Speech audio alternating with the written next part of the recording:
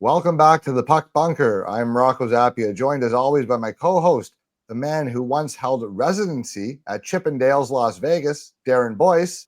And speaking of Las Vegas, we got Ken Boehlke from SinBin.Vegas. Ken, thanks for joining us today. We're going to cover all things Vegas.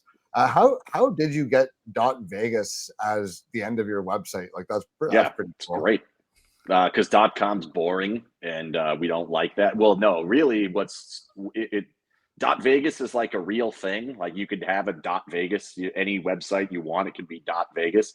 And we just thought, hey, that seems cooler because not everyone can have that. And I think there's only a few that have it. Miami might have it or New York or something. But like Vegas is pretty awesome. And we were like, well, SinBin, that's probably taken.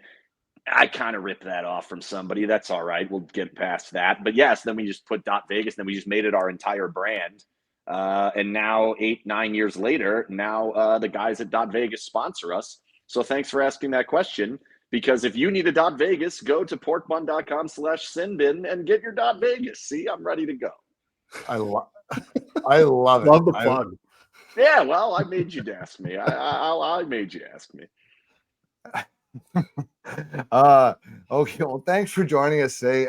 Let's start with the season that was, with a 2024-25 season recap. I know you guys are a very hard done by franchise, and you're not used It's very to difficult. having Yeah, it's been success. tough. So Tough. Yeah, this must have been a heart-wrenching season it for was. you guys. What were the feelings in the Sin City? How this season kind of unfolded for you? Kind of weird actually, because like so 2 years ago they win the cup, or now I guess it's three. No, I'm gonna have to change that in my own mind. It's 3 years ago. This is not good.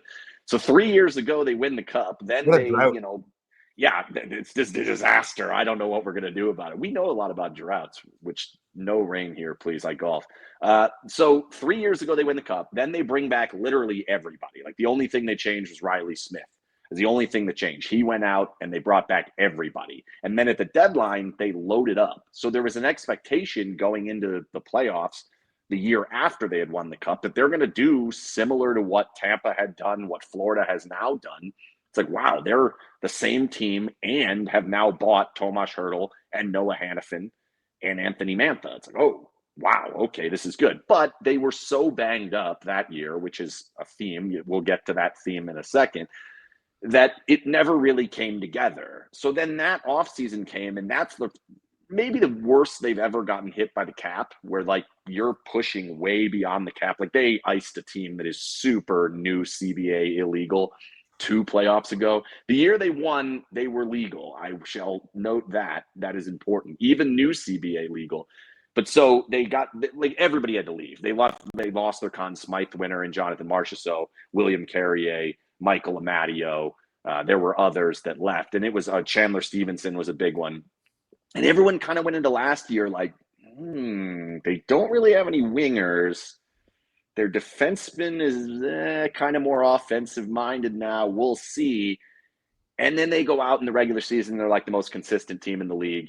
They are the 3rd highest scoring team in the league, the 3rd highest or best defensive team in the league. It's like, whoa, what's going on here? And then the playoffs came, and they actually kind of came back to what everyone was afraid of before the season started. It's like, how are they going to score? How is this going to work? When they need that big goal, who do they turn to? And that guy wasn't there. And that's kind of what led to what happened this offseason, where that guy is in theory now here. I'm not sure that guy is doing that job. We'll get to that, I'm sure. But that's kind of how we got to going from feeling like they were legitimate Stanley Cup contenders to heading down a path of like, well, what is this? To now they're really good, and now you have to consider them Stanley Cup contenders because they're like the 2nd best team in the West. And then they almost lose to Minnesota and do kind of get smoked by Edmonton.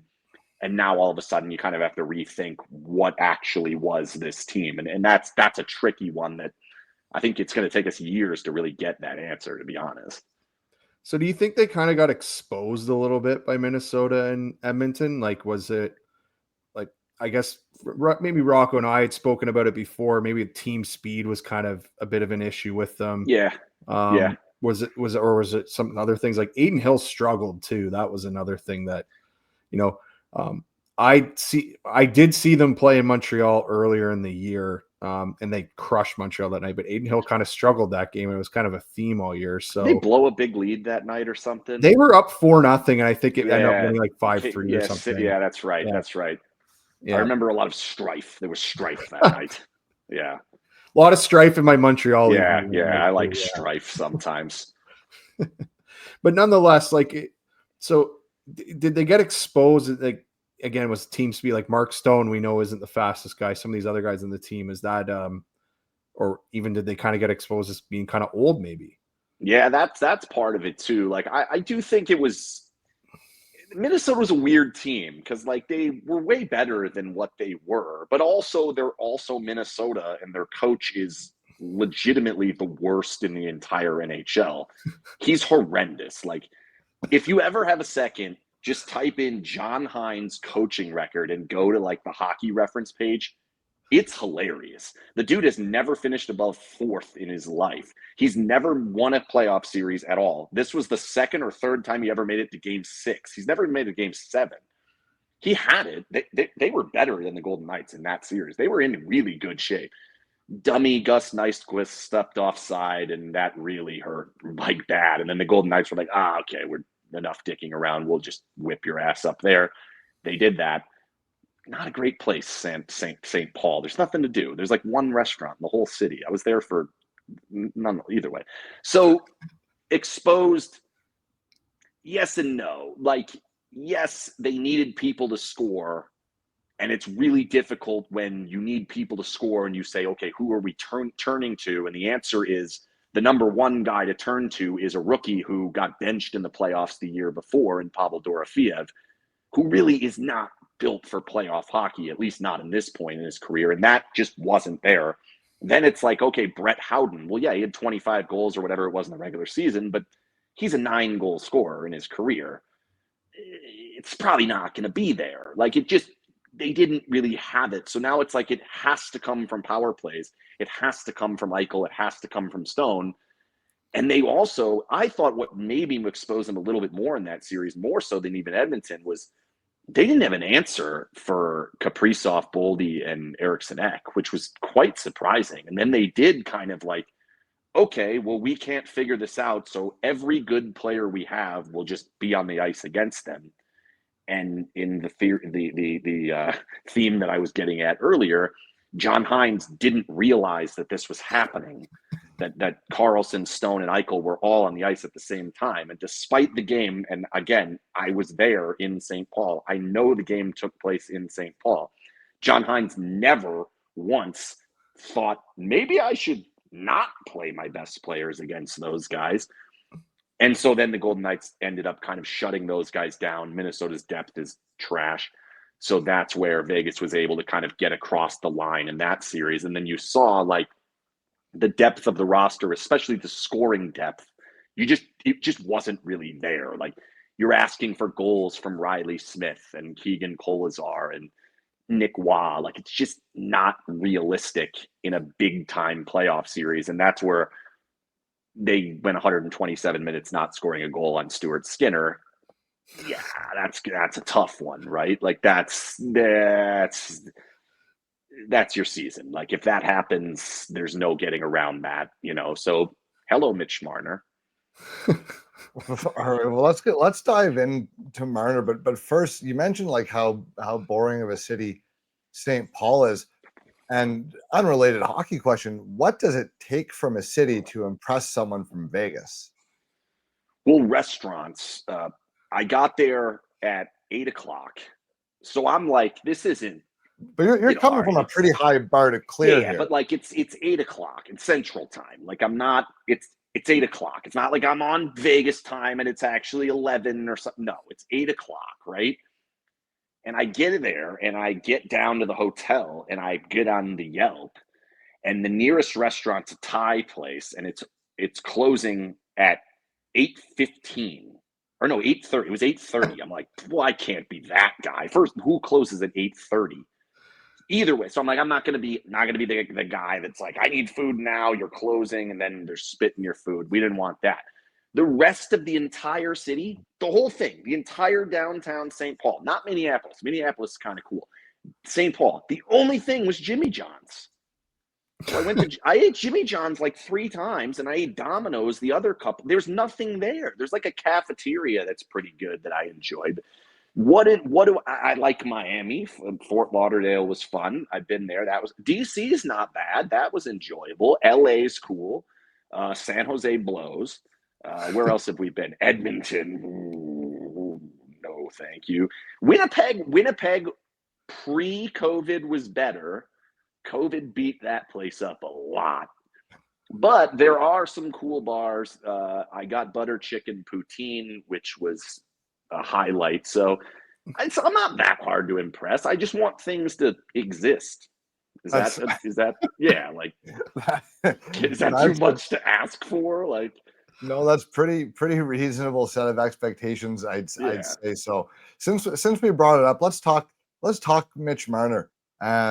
You mentioned obviously there were some goal scoring issues. Marner, notoriously more so known for his playmaking ability. Yeah. I might even suggest known for his perimeter playmaking ability. Yeah. But is this the move that was needed, or simply the one that was available? Yeah. And does this extend Vegas's window? I mean, Mark Stone's look, he was my favorite player during We his time. love Mark Stone, by the way. How can you not? You gotta love Mark Stone. Fans. Yeah, the guy can't skate, and he's one of the best players in the It's league. amazing. It's actually incredible awesome. how bad he is awesome. at skating. Yeah, he's great. So is Marner the guy that can put them back over the top and give Eichel and Stone here one more go? And secondly to that, how big is the loss of Pietrangelo heading into next year? And does Marner even begin to replace what he brings from a 200-foot game standpoint? I think you're right in like asking that question of like, is this the best move they could have made to benefit their roster, or was this the best move that the 2025 July offered? It clearly was the best move the 2025 July offered. Like, I don't think there's any debate. Did they need to trade Nick Waugh to do it? I still don't understand that. They can give me all the pablum that they want to give me. It's stupid. You don't want the 8th year. No one wants a 5'4" guy. Is Marner bigger than 5? I saw him walk in the press conference, and I'm like, whoa. He's listed at 6 foot, but I think he's more 5'11". He's 6. No, yeah, he's under 6 feet. I think. He's a little dude. I don't believe it. Trust me, I'm not doubting how awesome Mitch Marner is. He's awesome. Believe me on this. But like, I don't think you need to have him 8 years from now. Like, I think they would have been better off with 7. So the argument, like, well, we got ahead of it. Like, he would have picked Vegas. Like, you just ask, what does it take to impress people to come? If you come to Vegas and you see where the rink is and where we live and where the golf courses are and everything else around us, restaurants that are open beyond 8:30, you will eventually pick to play here. He would have picked to play here, and they would not have had to pay more money. This ridiculous notion that he was only going to take $94 million and it was 8 years or 7 years, that's complete trash. That would never have happened. That's not real. His agent is a complete moron if that's the case. And if he wants to call me, call me. I would love that. Nonetheless, like, he is a very good player. He is going to change them. Does he make them better? I don't know. He makes them different. He makes them look a lot differently on paper. They're much better offensively. They're much more well-rounded all of a sudden. And now, like, there is an argument of, you can believe that Brett Howden's going to get you 20 goals because someone has to be there to get those goals, right? Like, shouldn't be that hard. So that's where, okay, he's a perimeter style of player. That is an issue that they had in the postseason last year and have had in the postseasons in the past that kind of went away the year they won the cup because they stopped playing that style. It is going to change how they play. It's really hard to say, though, at this point, like, how is it all going to work? Because we don't know who he's going to play with. We don't know if they're done. Like, I do think there's a possibility that they're active on waivers, that they're active in some of these, like, we want out of these contract situations from some of these teams in camp, and they could potentially grab, like, whoever guy who can score 15, 20 goals, put him up there with Marner and Eichel, and all of a sudden he's a 30-goal scorer, and everyone thinks Kelly McCrimmon's a genius. Like, that has happened, and that could very well happen again. So do I think that's Ivan Barbashev? I don't. Do I think that's Brett Howden? I really don't. But it wouldn't shock me if that new player comes in or they find that guy. It's probably not Colton Sissons either. So then the other question you asked was like about Pietrangelo.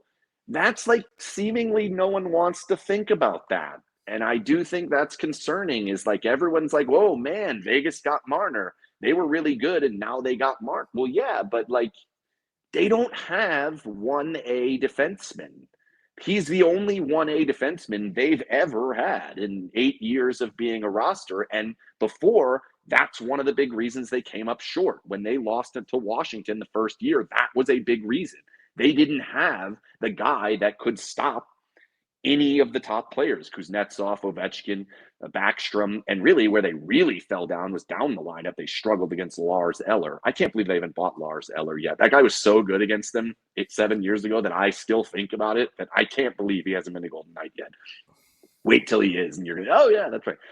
I do think losing him is a problem because, like, Noah Hannafin's not that. Noah Hannafin's a good player. Noah Hannafin's a good defenseman, but he's not the Alex Pietrangelo level of defenseman.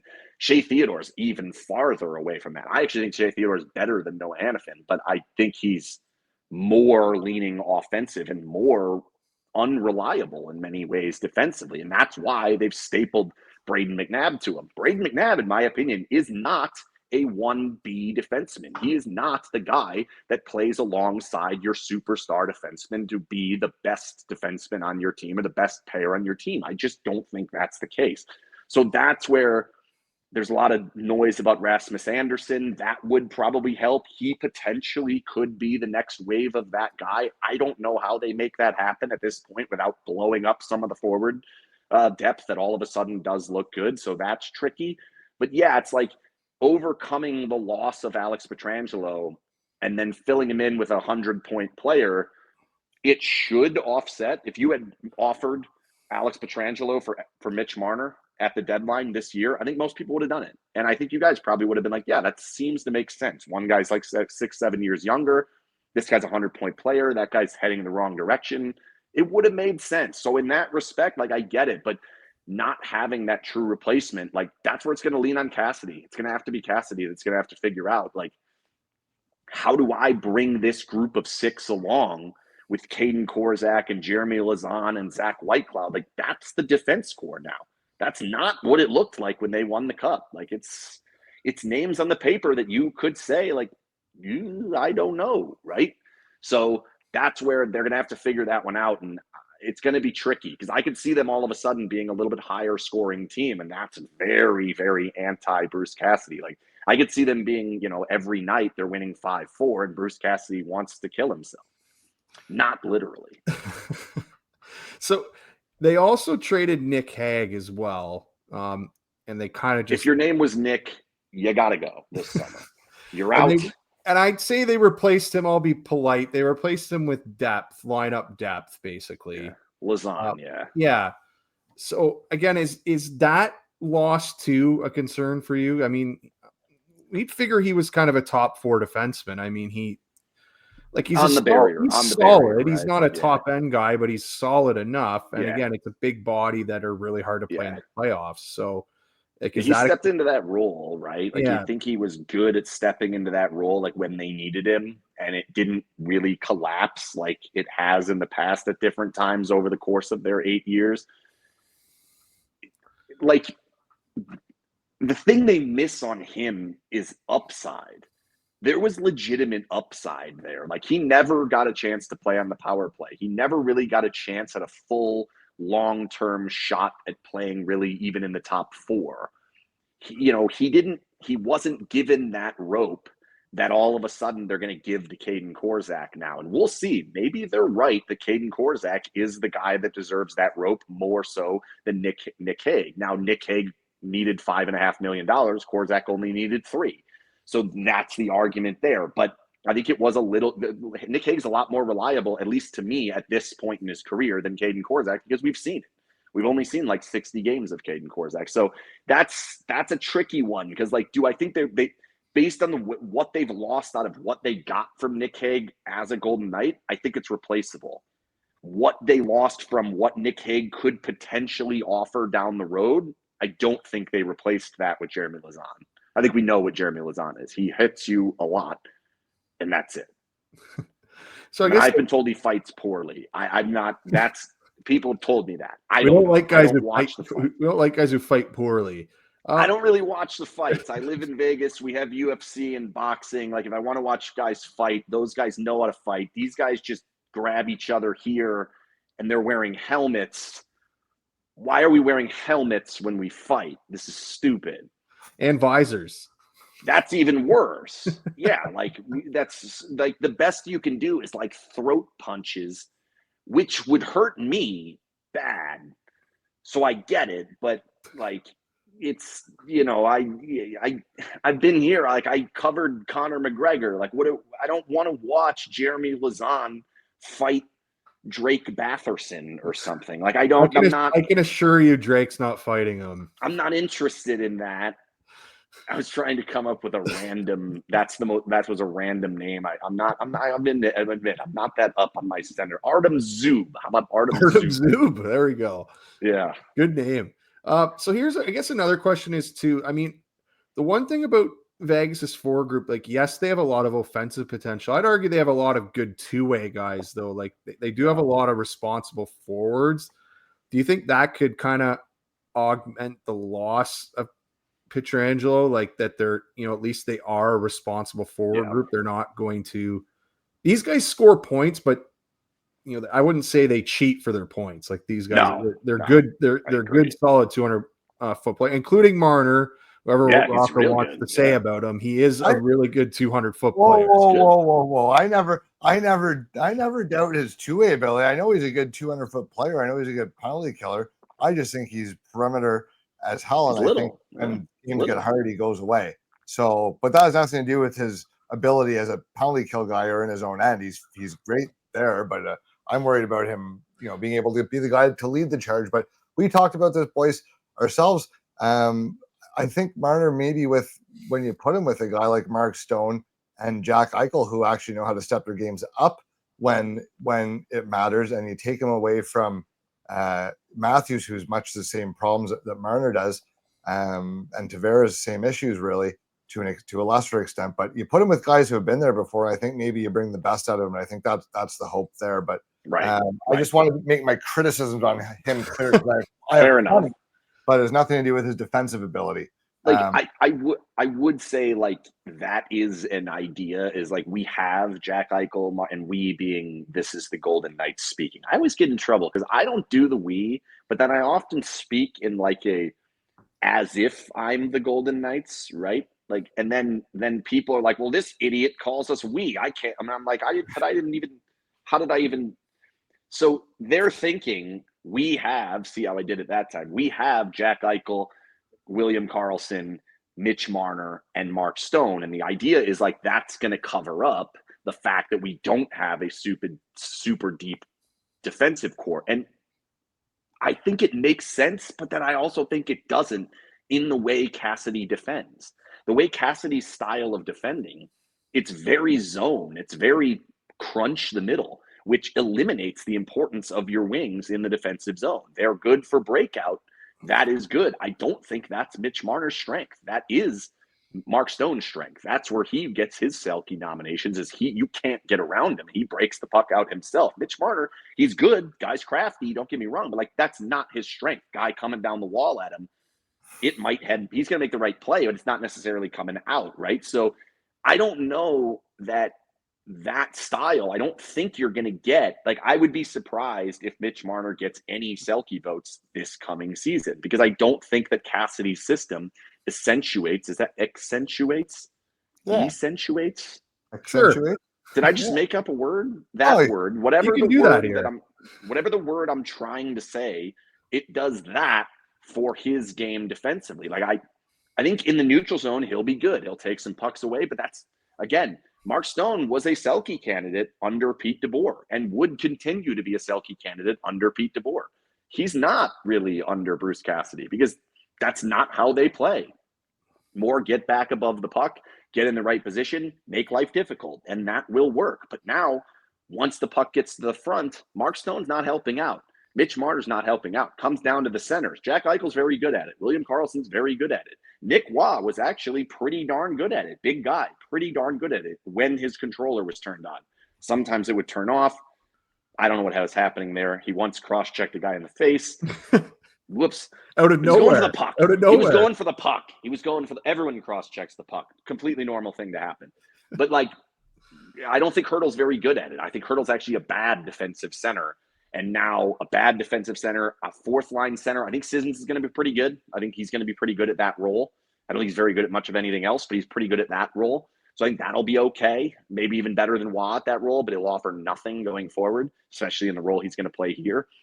I don't know. I have questions about their defense. I don't think it fits Cassidy, and I don't think it's well-rounded enough, as it were, back when they had Alex Pietrangelo and Alec Martinez. Alec Martinez, they're feeling that loss. Like, that's a loss that they felt in the Dallas series.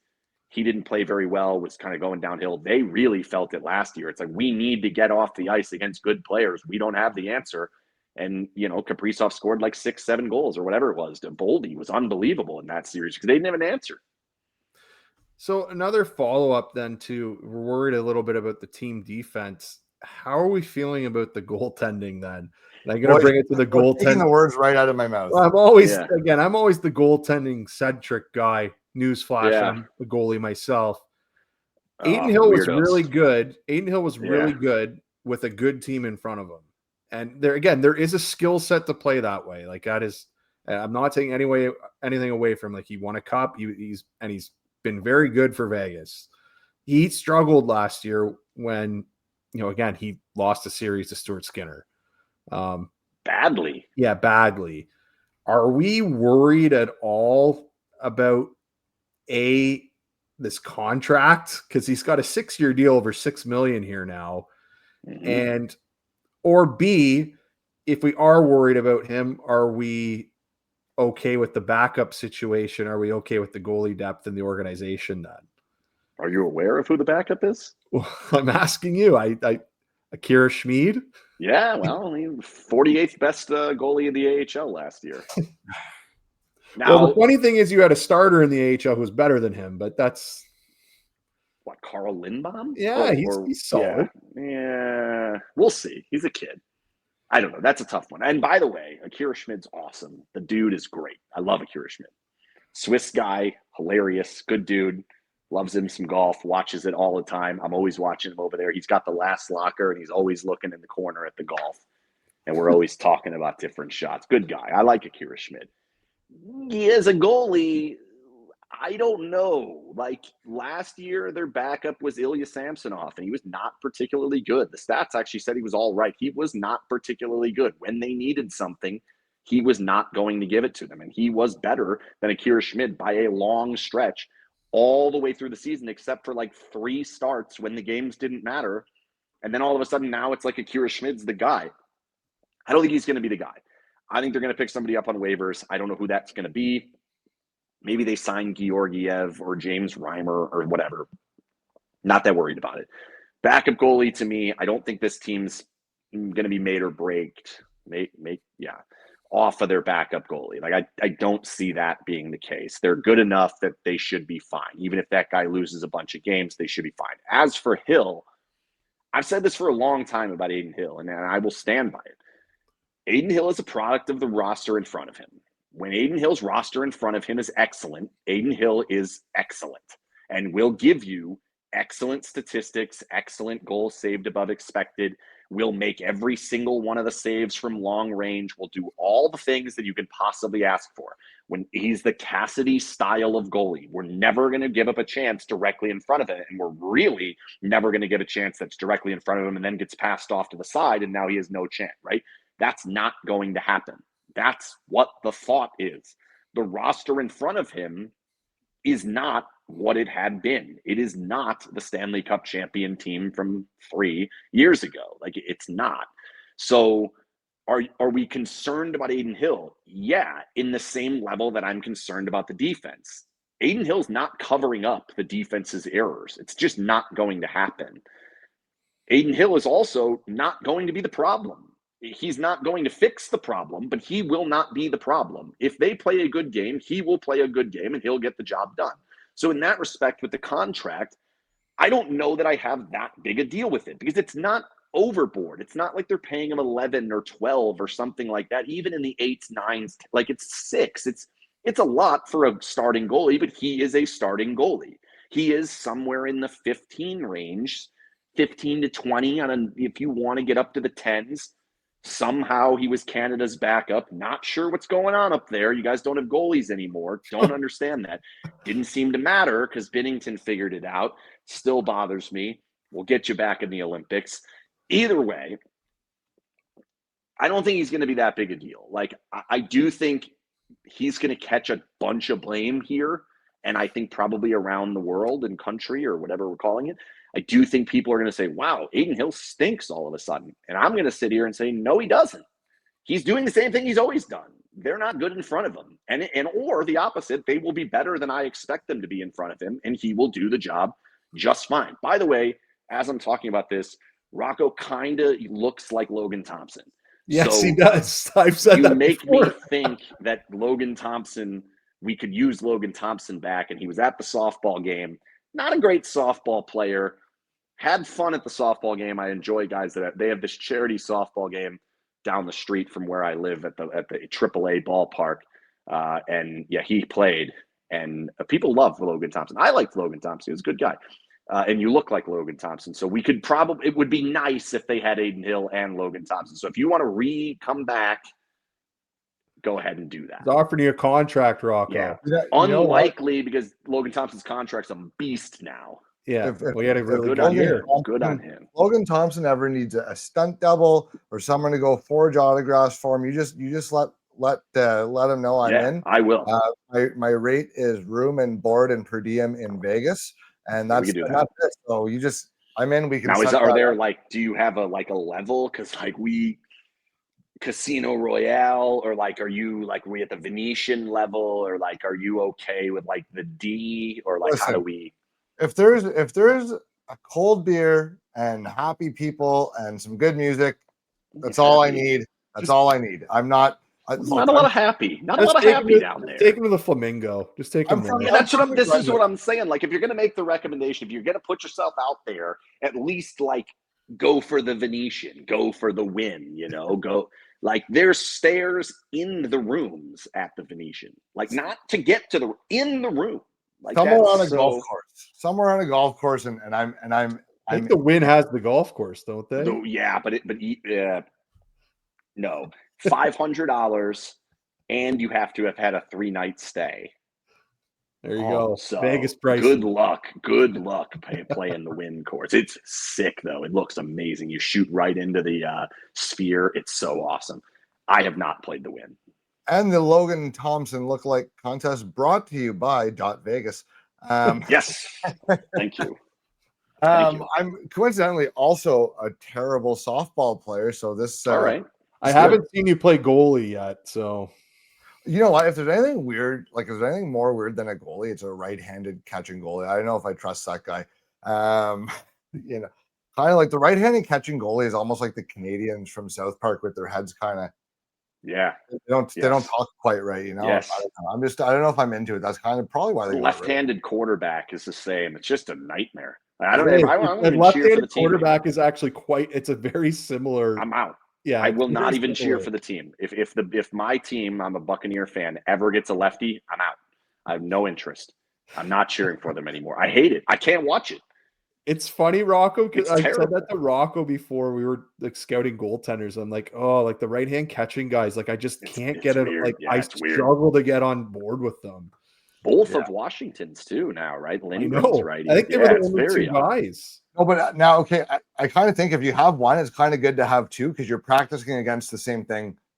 Although it doesn't really help when you're trying to pre-scout other teams. But and you have to, everything's back. They'll be all right. They were fine.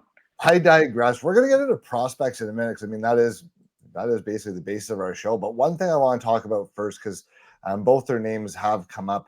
What's the confidence level here in Vegas with the tandem of Kelly McCrimmon and Bruce Cassidy? Obviously, McPhee still has his fingerprints on the team and his pulse on the team, but I think by and large he's let McCrimmon take this, and it's his show, you know. So what do we feel about the management and coaching staff?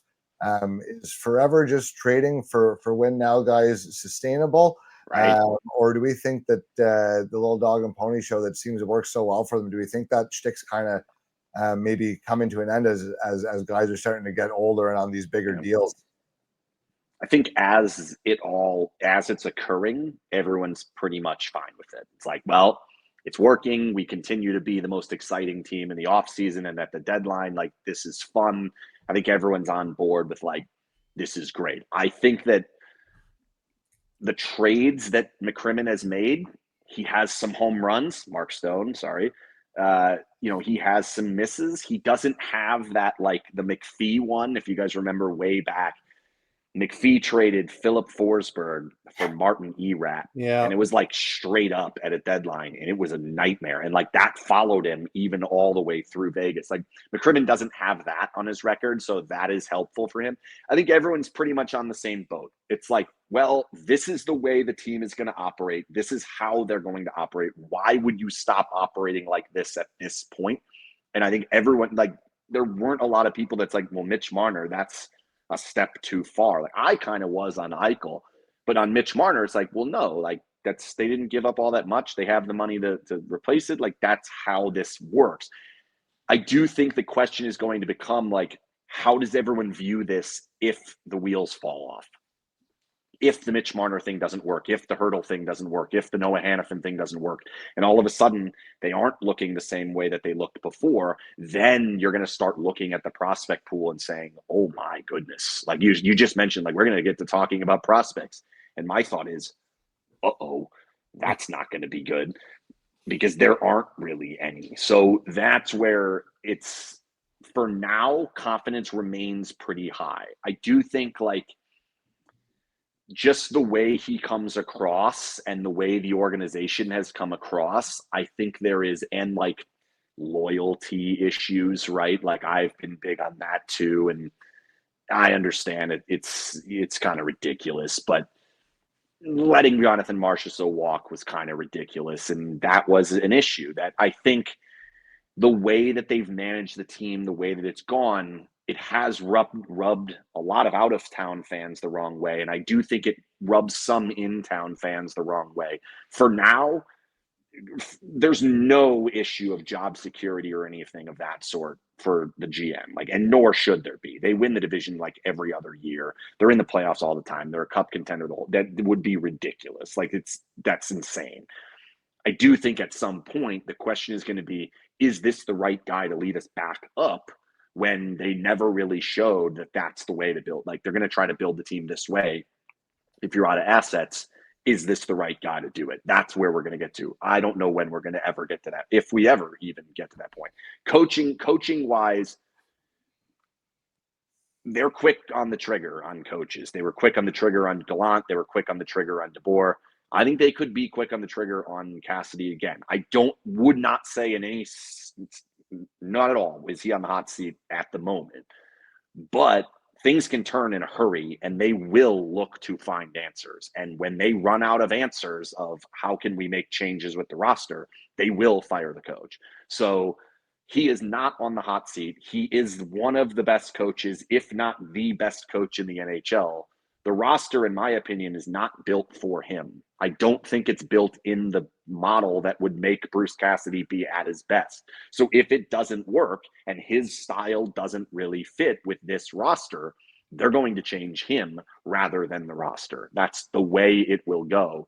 I don't think he's getting fired. I would not tell you I think he's getting fired, but I would say it's always in the background that if things go down, that's a ripcord they could pull. They have pulled before. I believe they would pull again.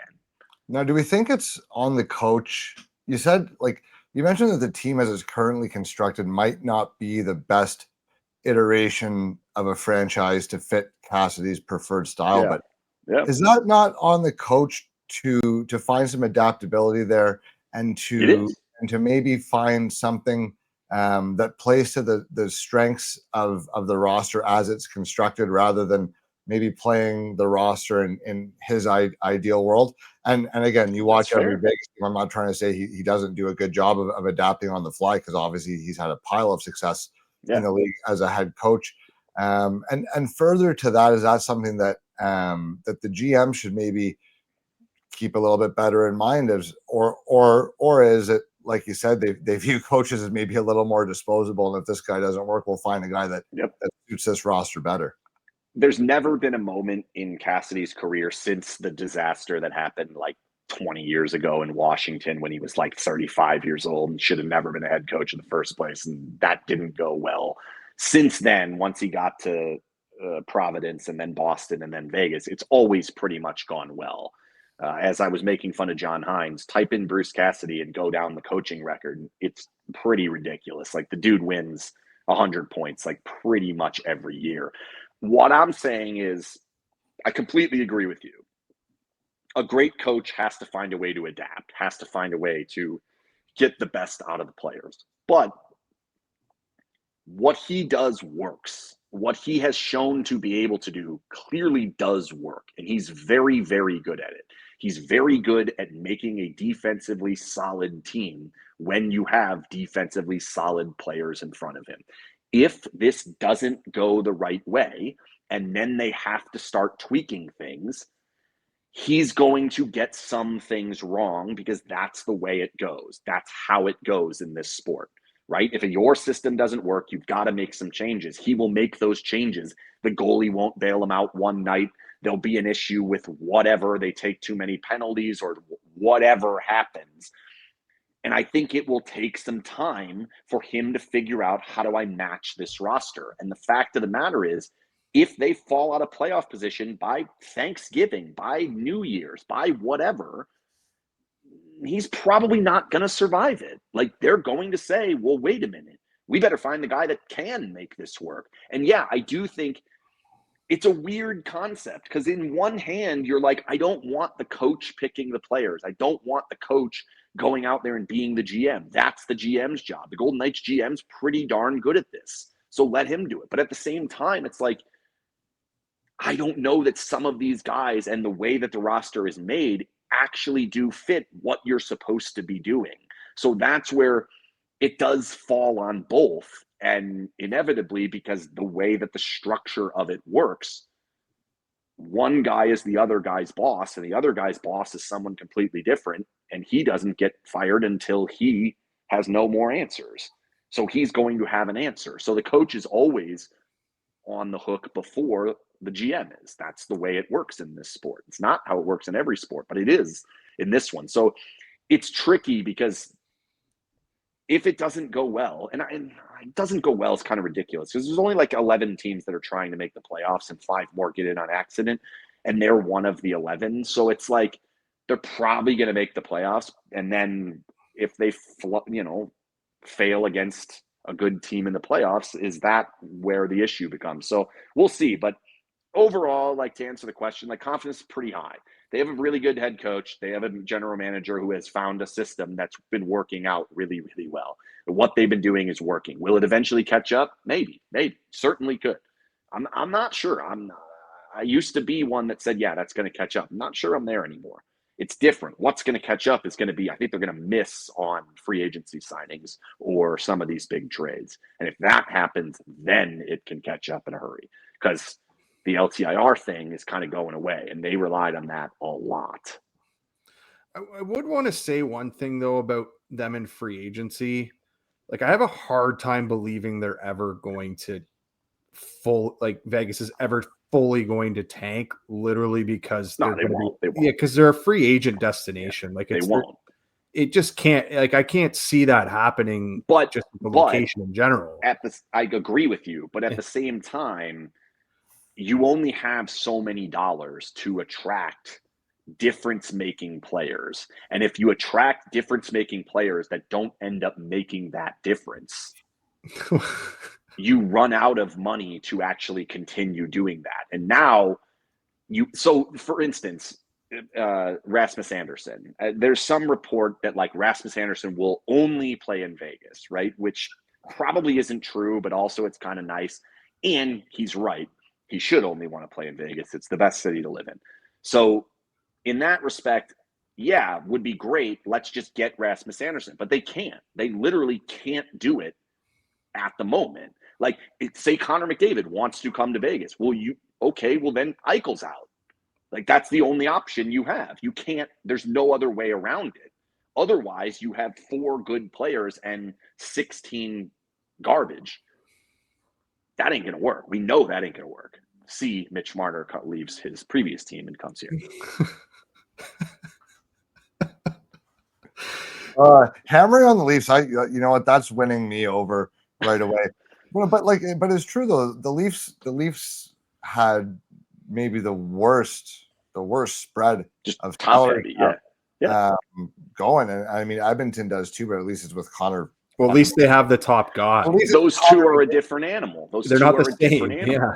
And Mitch Marner and Jack Eichel are good. They are not the different animal. They are not McDavid, Draisaitl. So they need help. McDavid and Draisaitl need help below them, and it's not come, right? At least Eichel's a center. I'll give him that.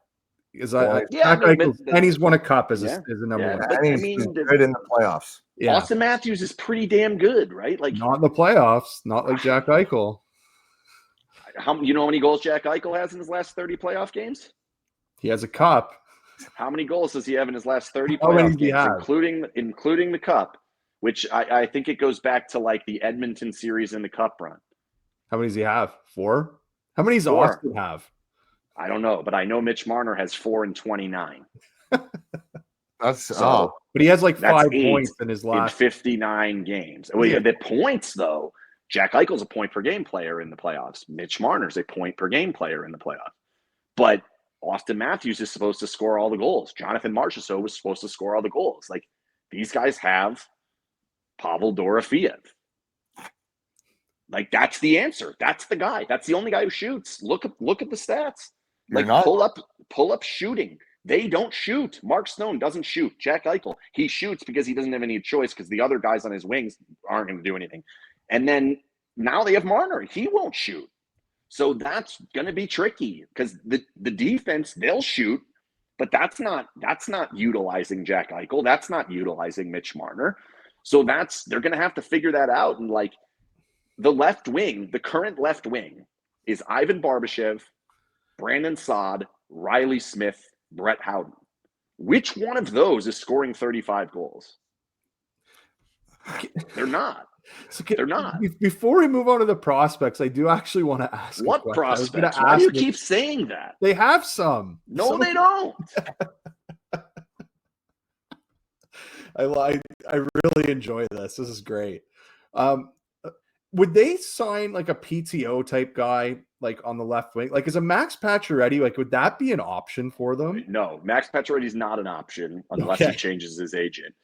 You guys are well aware. Max Pacioretty was here. Max Pacioretty left and then got all Goldilocks on everyone and said there's way too much pressure in Montreal, but there's not enough pressure in Vegas. We're like, okay, Max, like, sorry, buddy.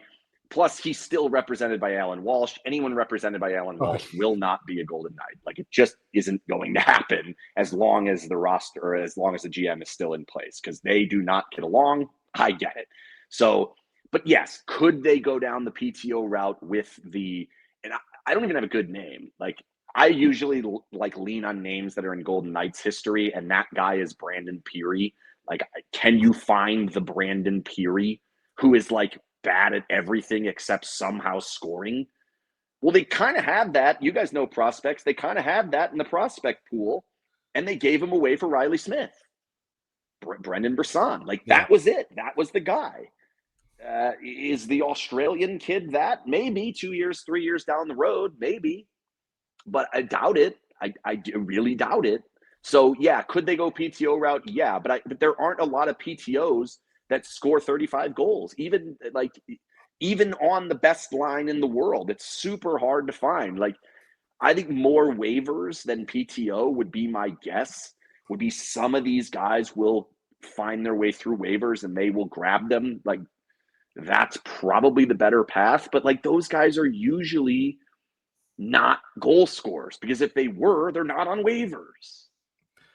So would you say that their biggest need then is on left wing, or would it be defense? Yeah. Like, would it be defensive? It's both. It's both. I mean, it's tricky because when you look at their roster and you look like you build out a roster, because Riley Smith's so darn good next to William Karlsson, you can put anyone you want. Stone there, Dorofeev there, Marner there, and that's going to be a damn good line, and they're going to do really good things. So in that respect, okay, well, that still leaves left. Now you still have Eichel or Stone or Marner, whichever one of the two you're not using, and then Pavel to shoot as well. So like, I don't think they're in like a terrible spot. Their forward lines are better than most teams in the NHL. Like, it's very, very good.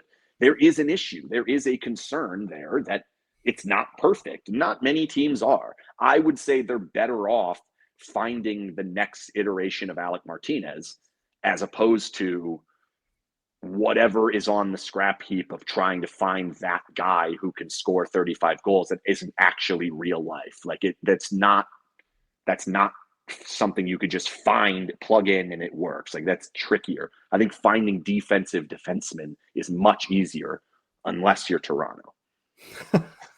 I wonder if a guy like, because it'd have to be someone with some kind of issues, either inconsistency or baggage or injury history. I wonder if guys like, now Roslovic may end up being a little out of their price range. Yeah, I wonder if a guy like Jacob Vrana fits that bill as a guy who comes in and would previously. It's a McPhee guy. That's a McPhee guy. Yeah, right? somewhere like that where there's some familiarity, and he's had some success in the league. But I mean but ultimately those are the type of guys. I mean, unless you're bringing Olofsson back, but I don't think that.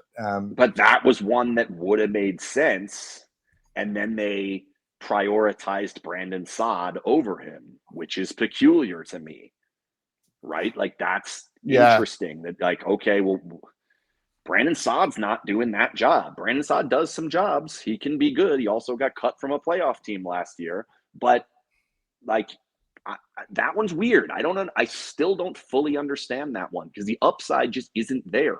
Where there potentially are upside players, I don't know Vrana's necessarily that. Roslovic would be more so in that respect. I think they're better off, like, go find these guys that are 23 that have never been in the right system, have never gotten the right chance. Go find the former second round picks, those types of guys, your next Chandler Stevenson. And the problem is they've never found that guy who scores.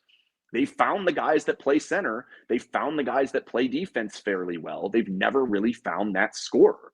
They've had a few of them, but most of them did not come that way. James Neal was that way. David Perron was that way. Eric Halla scored goals. They gave all of them away for almost nothing. Nick Waugh was about all they got back. Like, that's harder for them to find. They're more of like, oh my God, he has 100 points. Give him all the dollars. Yeah. You mentioned there's absolutely zero prospects. There's a couple. You guys are Trevor Trevor Connelly. Let's start him here. Let's right. just start ask him the question.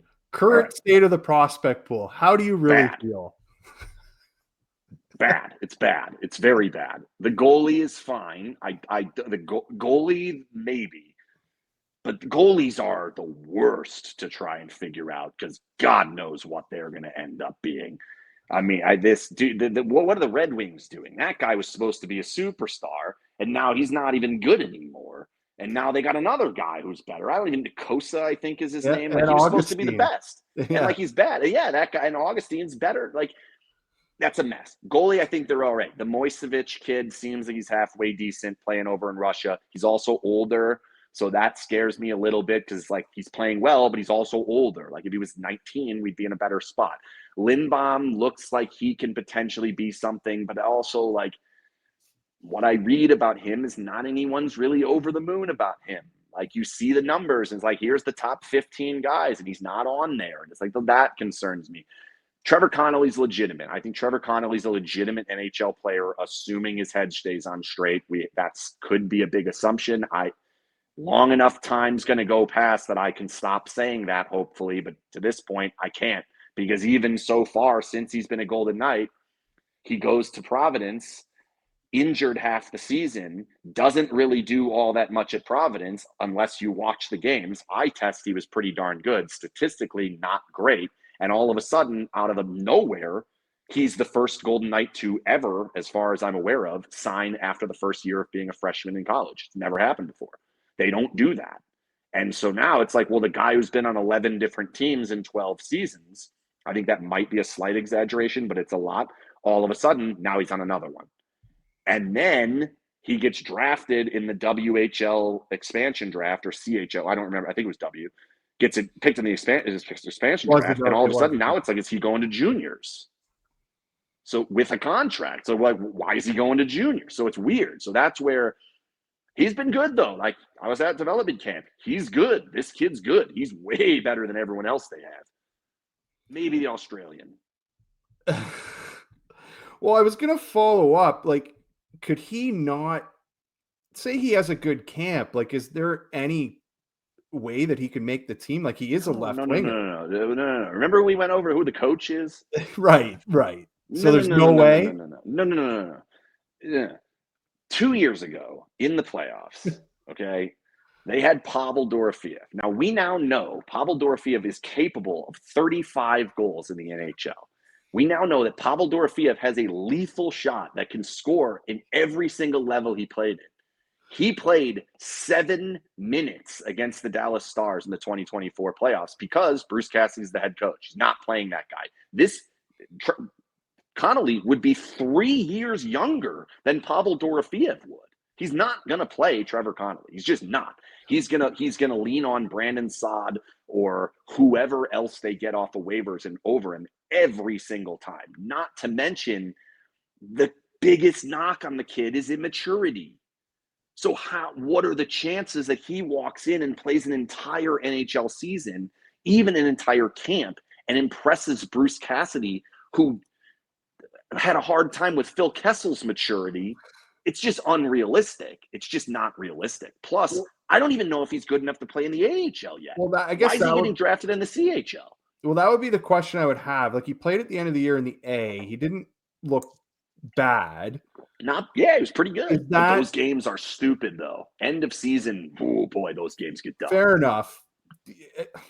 Like, I guess that's kind of where I'm going into. Sucked. Like, here's the other question, I guess, in their depth. Like, who are the call-ups on their team? Are there any guys kind of in the AHL that you're interested in that you think could be maybe contributors? Yeah, and they're former draft picks from other teams. Sorry, I cut you off there. That's okay. They're former draft picks from other teams. Cole Schwindt, I think he was a second-round pick for Calgary, or maybe no, he was somewhere before. It was Florida. He was in the Huberdeau Tkachuk trade.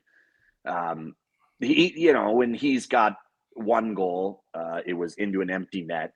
I was excited because Cole Schwindt's a cool dude. So that was fun, but he still doesn't have a goal against a goalie. And I think he's 24 now. So that's a little concerning. He's probably on the roster because I think if he goes through waivers again, they lose him because that's how they got him.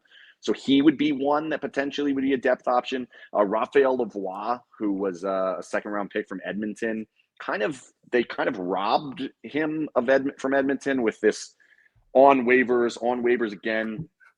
He was on waivers 7 days in a row, and then somewhere along the line, someone else claimed him, and then the next time they didn't claim him, so then Vegas got him. I asked Raphael Lavoie about it. I asked Cole Schwindt about it. They still don't understand how it makes sense. In fact, Cole Schwindt specifically told me, he's like, dude, that's ridiculous. Like, how does he end up in the AHL but on a different team? Like, that's the opposite point of what waivers is. I don't think Raphael Lavoie is a player that can even really push, because I don't think he's a scorer either, even though he's a bigger guy. Like, I don't think he's that guy. Then you look down the prospect pool and, like, maybe Matthew Cataford, but, like, even that didn't really show up in a big way in the AHL. So it's tricky. I don't think they have much of anything that's ready. Like, is Alex Holtz like even a thought? Like, is he even a thought anymore, or is that just? Is he How do I just say is he this just there? politely? Say this politely. How do I say you this? asked for a guy that could really shoot the puck and do Yeah, not there's much a guy who else. could shoot So the puck. Yeah, but there's a name. all right, we'll just do it. Alex Holtz is bad at hockey, so that's a problem. Alex Holtz is not good. Alex Holtz also is the complete antithesis of what Bruce Cassidy likes. Yeah, fair. Everything Bruce Cassidy likes, Alex Holtz does the exact opposite every single time physically possible. You have the puck in the defensive zone, you don't want to give it to the other team. Anything but giving it to the other team. Alex Holtz is like other team every single time. So no, Alex Holtz, he even hasn't signed the qualifying offer, which I'm assuming is because they're bickering over AHL money. Why else wouldn't he sign the qualifying offer? Because usually qualifying offer with the amount of games he has, I think it's a two-way deal with very minimal number in the AHL. I think his agent saying, well, wait a minute, he's got like 8,500 games, scored 20-something goals. You got to give him $500K in the AHL. And they're like, or we don't. Yeah.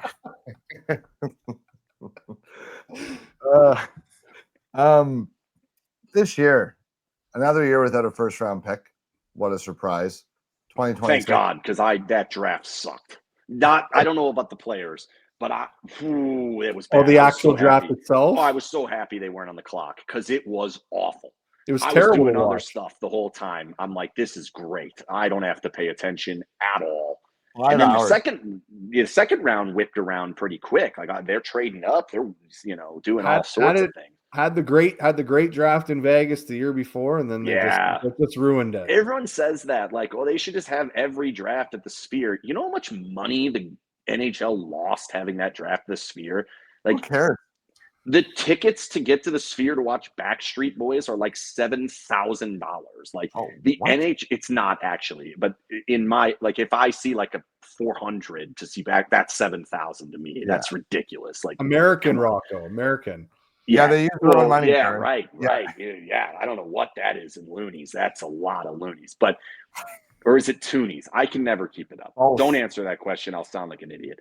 Like, they can't put the draft in the Sphere every year because it's too expensive. Like they charge so much, and they can put Wizard of Oz on the screen, and like people will pay $900 to go watch it. Where like they put the NHL draft, and people are like $14 seems steep. I think like the Sphere has no interest in doing it again, nor should they. UFC lost a ton of money when they did it there, and they charged an astronomical amount for their tickets. It's just not realistic. There's enough facilities in Vegas where we have other venues. We have other venues. Yeah, there's other venues. We have other venues. But then I have to go to the draft, and I don't want to go to the draft.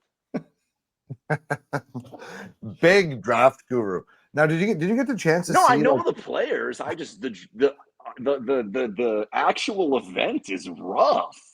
It's long. Like we did a live. Get up there and did a live stream for it, and it was. Yeah, we did a live feed. It was long. That's fun. Yeah, I'll have to go back and watch that. Well, the first Rocco got more drunk as the. That's exactly why I assumed I needed to go back and watch. Well, I kept a cooler. I kept a cooler beside me. Yeah. Which, by the way, I forgot to unpack it. I put fucking frozen veggies in as the ice packs, and now they're a little mushy. Yeah, it's not good. Oh man. It got clean the other day. Yeah. This is why I don't buy frozen veggies. Let's talk about who they drafted this year. At least we can give them some the positivity here. Maybe they'll like their players. Sorry, I know we need to hear about my frozen vegetables rotting in the cooler. The draft cooler, but the Australian and Swede, Jacob Wozniak. Yeah, nice. You were your second round pick. You guys made a trade to go get him. He was a obviously pretty talented player with some consistency issues. What are the thoughts? What are the thoughts around town, kind of on him and how they did with their limited amount of picks? They had 4 picks. And then traded 2 of them, right? They only picked 3, I think 3 players. If I'm not, it might have been only 2 or 4, but they had 6 picks. That's right. They had 6 picks. They only drafted 4. They went up to get 2 different kids. I keep saying the Australian because like when they said he's Australian and Swedish on the broadcast, I was like, okay, so he's probably Swedish, right? Like, this is hockey. And then he showed up and we did the interview with him, and like I think he said "Good day, mates" when he started, and I'm like, this is awesome. This guy's legitimately Australian, so this is great. So we were talking about footy and all sorts of different Australian things and Vegemite and things. As far as hockey, he seems pretty decent. Like, his shot looks pretty good. He moves pretty good. I do think that the concern is one that is tough to deal with. Like, it's one that I hate seeing on prospects, and that's like disappears, or the like willingness is kind of the word they use.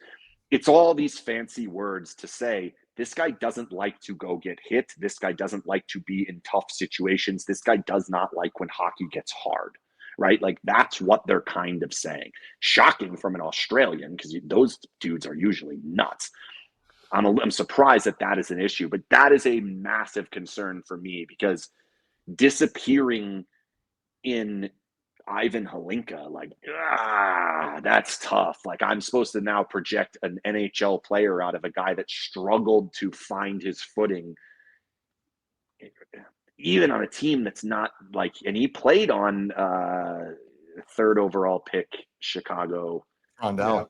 Yes, Frondell. He played on his line for a lot of different times, and really sometimes didn't really show up. So tricky. I'm always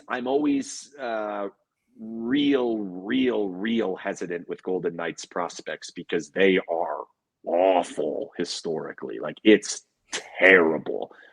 Literally, the history of the franchise, Nick Suzuki's the only one that's really turned out. Nick Hague a little bit, Pavel a little bit, Nick Waugh, who else? Jake Lecision played like 40 games. Cody Glass was bad. Peyton Krebs isn't very good. Like, it's not good. So, lack of willingness, second overall pick. The Golden Knights like him. Ugh. I didn't mind where they took him. Like, I think Well, like, he was supposed to be a back end first round, right? Yeah. Same with Connelly. It's like the article comes out, and now Connolly's there at 19 or whatever it was, and you're like, okay. Well, they're in a position where they're having to take those types of chances because of how devoid of high-end skill. Now, like, if you get Wozniak and Connolly, if one of those two guys hits and turns into a top six winger who can score 30 goals for you, great. All of a sudden you're pretty happy with that. What are the chances that player's on the roster by the time that happens, though? Well, zero, because they're going to trade him for whoever's available. Exactly. So, like, what are they going to do at this deadline? Well, it's either the 28th pick or one of those guys. So that's a tough one. Now, we actually had Nobert ranked in the second round. Love the kid. He's hilarious. He played with Carbonneau this year, who went 19th overall, and everyone just loved him. Yeah. But every time we watched him play, we thought Nobert was the better player. Yeah. He's just a little smaller. But he plays the way that Bruce Cassidy would like a hockey player to play. Yeah. Because everything that he's a great two-way guy who works hard, he can score. Yeah. He did not really show much in the days that I was at development camp. Now, we should note that he was in Cyprus when he got drafted and didn't make it to development camp in time for the first day. So he was only there for the second couple of days. And I'm imagining maybe that, like, I'm not going to judge him on that, because, like, we ripped him out of Cyprus. Like, that's kind of a tough travel. I'd be pissed. Just mentally, you're like, I should be in Cyprus, not on the ice rink. Okay, but so I get it. But do you not know you're about to get drafted? Like, you're going to dev camp. Well, I think he poor planning of the vacation. Yeah, well, yeah. He was going to get picked, right? Like, he was pretty. Sure. I don't know. Maybe.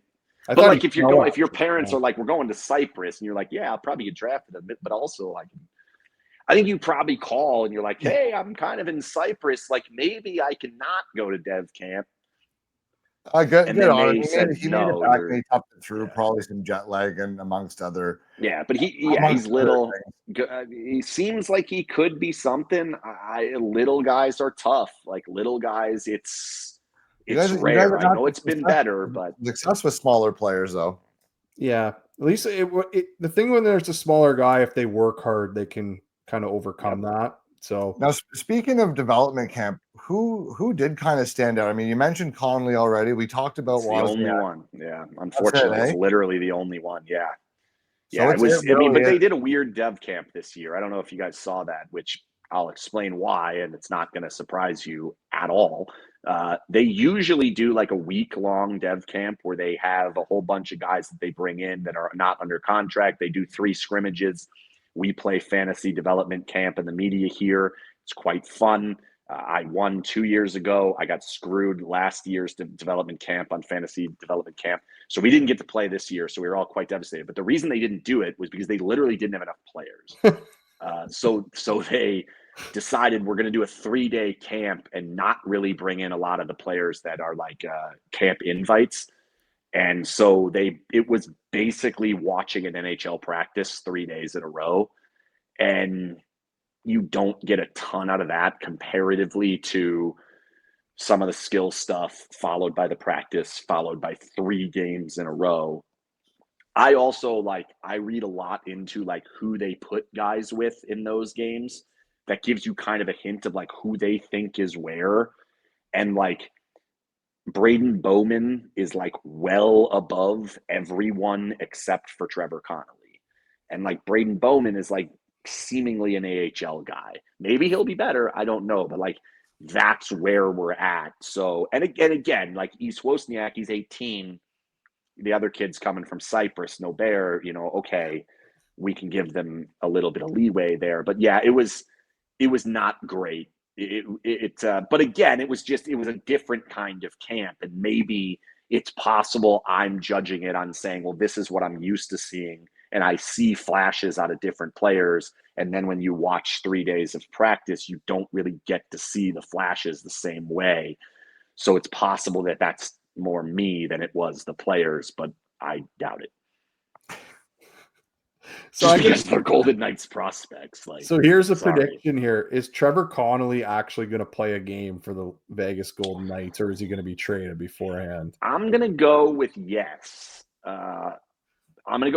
He does play for the Golden Knights. And the reason for that is because I still think even now, if they are to offer him up in a trade, it's going to set alarm bells off. It's every single GM is going to be like, but why?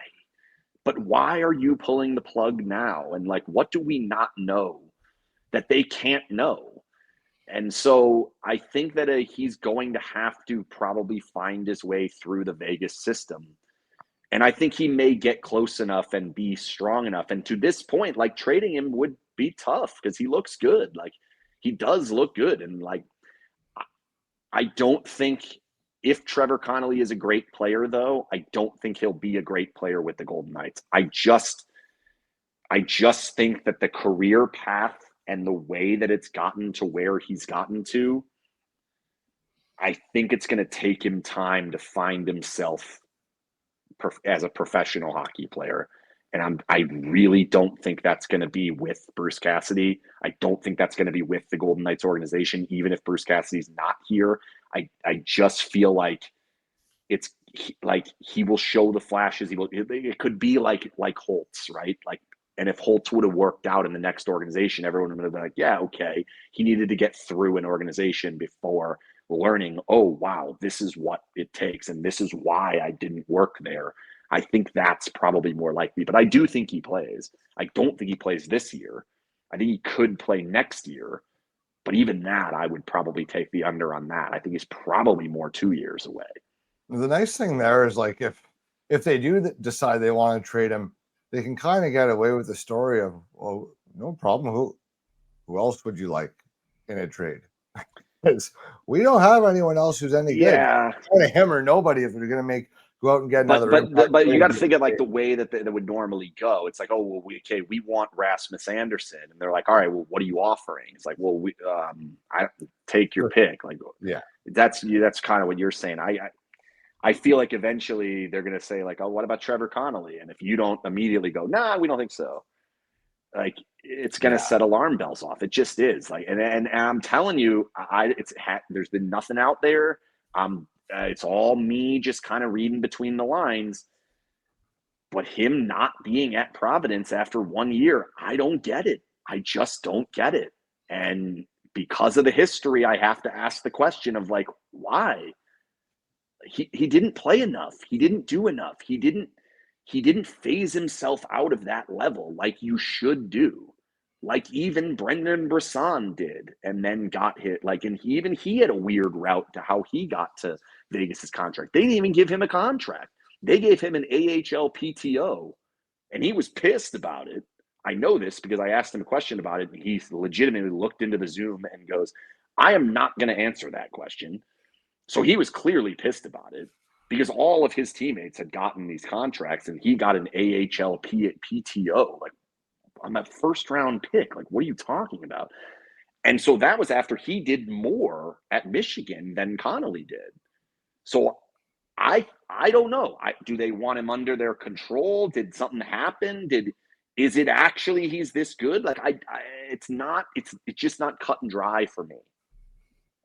That is interesting that you say like he's kind of moving on from yet another team without really having outperformed that level.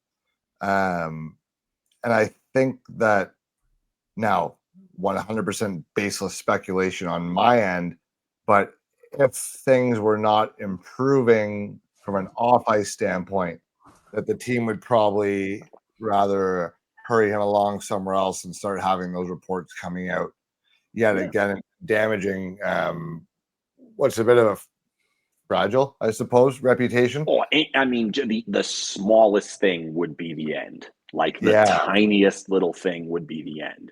So that's where, and he's been real good to talk to. He's been good with some of the community stuff he's done. Like, I'll give it to the kid. Like, he's doing the job. And it's potentially unfair that I'm even taking the step asking, why would you sign an NHL contract where he could very easily, and the team could, and they have said, like, he's good. Like, why wouldn't we? Yeah. But I also asked a lot of questions about what they knew about him before and got it all thrown back in my face as if it was ridiculous. So when I ask questions and I don't get, that's kind of how it's going to go. Like they kind of looked at me like, why are you even asking questions about this? I'm like, well, because did Katie Strang do more research than you did? Like, is that what happened? And so that's where I don't know what to make of it. I don't know and that's why I'm following closely. The kid's good at hockey. Like he's very, very good. Yes. He's good. He has some very high upside, and hopefully, like you said, he seems to be on the surface putting in the work and trying to make up for. Look, he was a kid. Kids make dumb mistakes, and which is fair. Kids don't make that dumb mistakes often, though, right? Well, if he's putting the work in the community off the ice, hockey, finding him. Let's go with that story at face value until proven otherwise, I suppose. That's fair. The one thing about Vegas prospects is even though not a ton of them have hit, you seem to turn them into pretty good players somehow. And we're Sens fans, no question about that. So we were on the Brent end of that stick. Now, is there a message for the former GM in Ottawa on the day of that trade? I think. Oh God! Don't bring this up. The proudest day as a general manager of the Ottawa Senators. Is there anything that you'd like to say to him? Maybe thank you for the free cup winning captain. Any message to the old management team in Ottawa here now that you have some Sens fans at your disposal? Anybody who knows my history with prospects, though, and this is like the diehard fans of my site are the only ones that actually know this, but I loved Eric Brandstrom.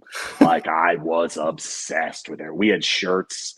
I loved Eric Brandstrom. So if I'm going to sit here and be like, what a dumbass would take. Like, I thought he was a no-brainer. Like, I really, really liked him. So, but yeah, I mean, when you saw the package though at the time, especially with the contract on top of it, it was like, what are you doing? That's it. So like that was a pretty clear, obvious situation for Vegas. It's like, yeah, obviously, like you got to give up something to get Mark Stone. Like if it's one of the three prospects, and it ended up being the correct one. They picked the correct one from Vegas's perspective. It was there were. I mean, if it would have been Nick Suzuki in that trade, you'd feel differently. Oh yeah, Right? yeah, So, we would feel a little differently. Yeah, and it could have been. And I think that was probably Dorian's selection, not Vegas. I don't think that was. Yeah, it was Dorian's selection. Yeah, it was just like there's three of them. Which one do you prefer? And they could. I mean, if they would have gone for Nick Hague, they could have, and they didn't because of where they were drafted, which is also stupid because who knows how that would have gone.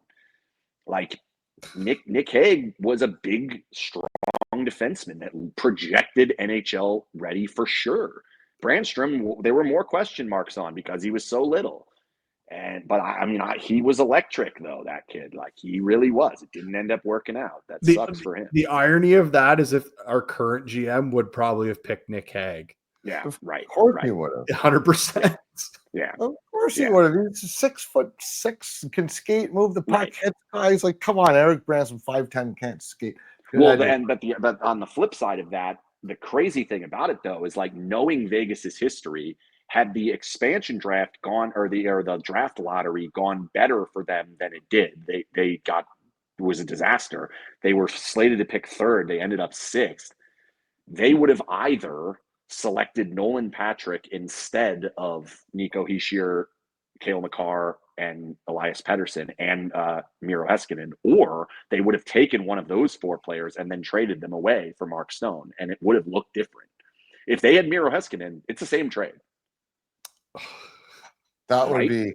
I can't even go down. Don't give Pierre credit. Don't give Pierre credit. It is though. Like, okay, maybe he would have been like, all right, I think Cody Glass is better now. Like that is possible. But I do think like if that's how it was going to go, like maybe not Makar because of the fact that what Makar had done at that point. I think he had won the Hobey Baker by that point. Like maybe not. But I think if it was Heiskanen, yeah, because Heiskanen would not have been rushed over. Vegas was not going to rush those prospects up because they did not expect to be good. And by that point, it was a little bit more. But even then, it was like, well, one can go. So that's, revisionist history that turned out, like you said, they do not pick good players, but they turn them into good players. That's on other GMs. I don't know if that's a skill or if that's is it just. I guess I don't know. Are you good at chess if you only play against children? Yeah, I mean, I don't know. As long as you win, if the children are getting I don't really care. I don't know. I have beaten my niece at chess. I'm pretty bad at chess. She doesn't know the rules. That's why I'm better than her. Neither does Pierre Dorion. So yeah, that's what I'm saying. That's exactly what I'm saying. Like they can make that work. Like you can't do that. She's like, checkmate. I'm like, you can't do that. Why not? I don't know. I've said this before. Pierre Dorion wouldn't win my hockey pool. No, he was a disaster. Let alone the Stanley Cup. What can we expect, and what are your expectations? I guess from Vegas heading into 25-26. What counts as a successful season this year, and what would qualify as a bit of a letdown? That's it, eh? Only one goal. That's it. If they don't win the cups, complete disaster. Do we think that's realistic? Do they have what it takes to get through Edmonton and then Florida again? I'm not sure I would make them the favorites, but you're running out of time. Like you're going to have to keep moving the line down, and it's going to get harder and harder and harder. So is it fair? Probably not. But if that's how you're going to operate and that's how they operate, then that's the goal. That's the plan. And so, yeah, like easy path to the playoffs. It cannot, like if it's a hard regular season that you struggle through, like there's going to be question marks about it. And the challenge for them is like the rest of the world wants them to lose. So when they lose, it's big news. It's a big deal. So if they don't win the cup, yeah, it's bad. They got to win the cup, yeah. And do I think the favorites? No. But what's your prediction of what they're going to do this year? What's going to happen to them this year? I think I'd have an answer for that now. They're going to make it around. I think they will make the playoffs fairly easily. I don't think they're going to win the division. I don't think it's going to be the easiest regular season they've ever had, but I think they're going to make, like, they won't be on the cut line come mid-March or anything of that sort. Like, they'll be fine.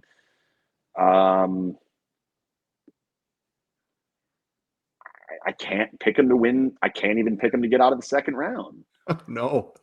I just can't, because for, like, just thinking that far ahead, I cannot project them to be healthy come the entirety of the playoffs, because it's just not what happens, except for the one time, which is how I had the thing behind me. It did happen once, and that's why I have it. But LA is getting better. Like, the division's garbage, so that's helpful. The division's terrible. San Jose's not ready. Anaheim sucks. Seattle's a joke. Vancouver's a disaster. Calgary stinks. Like, so it's not that hard.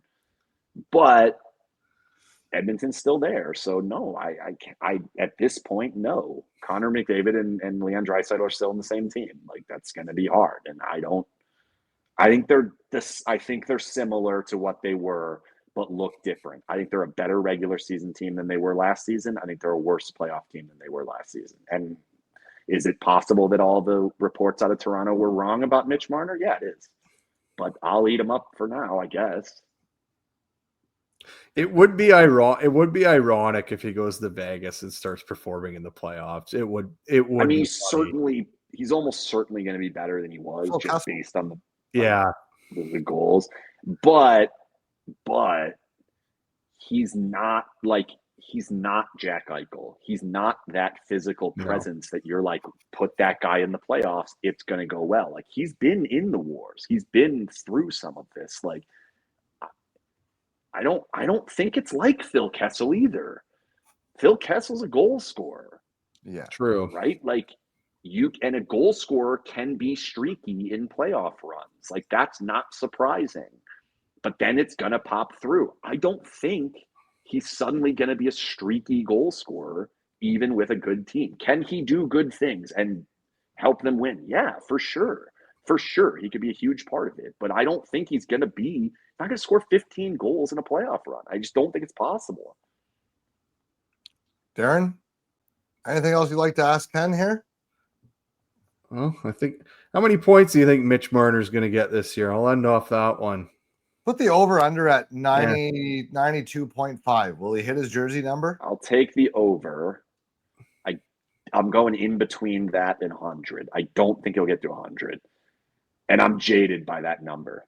I don't think it's possible for a Golden Knight to get that number. I don't know why. They just can't do it. They can't do it. Eichel had it, and then he got hurt.